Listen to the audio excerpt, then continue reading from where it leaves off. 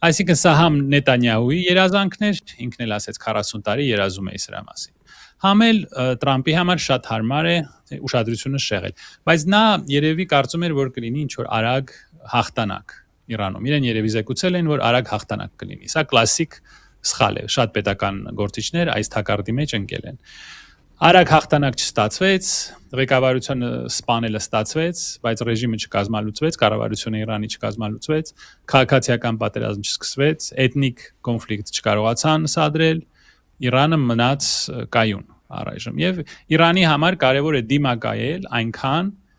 մինչև տնտեսական ճգնաժամը ամբողջ աշխարհում եւ քաղաքական ճգնաժամը Միացյալ Նահանգներում չստիպի,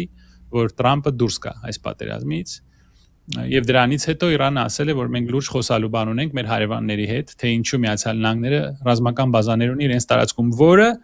ինձ հիշեցնում է շատ հետաքրքիր մի բան, երբ որ մեզ ասում էին, որ Մեղրին հանձնելով,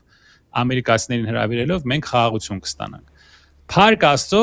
որ սրանք չհասցրեցին դա անել, քանի որ այդ ամերիկյան օբյեկտը լինելու էր հենց Իրանի սահմանի վրա։ Եվ անկասկած առաջի օրերը հենց այդ օբյեկտը կռմբակոծվեր Իրանի կողմից,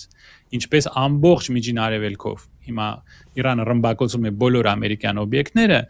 մեր տարածքում էլ դա պատերազմ կբերեր, դա կլիներ 8-րդ պատերազմը կամ 4-րդ պատերազմը։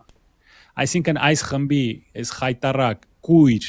անմեղսունակ քաղաքականությունը մեզ ներքքաշեր պատերազմի մեջ Իրանի հետ, որից հետո, եթե այնտեղ լինեին տրիպում, իհարկե, եթե չէ, կլինեին Ադրբեջանի ներկայացուցիչներ, այնտեղ Ադրբեջանի Թուրքիայի շահեր կան, Իրանը, Ադրբեջանը եւ Թուրքիան կարող էին բախվել մեր տարածքում, մենք կդառնայինք փոքրիկ Սիրիա։ Եվ հետո այս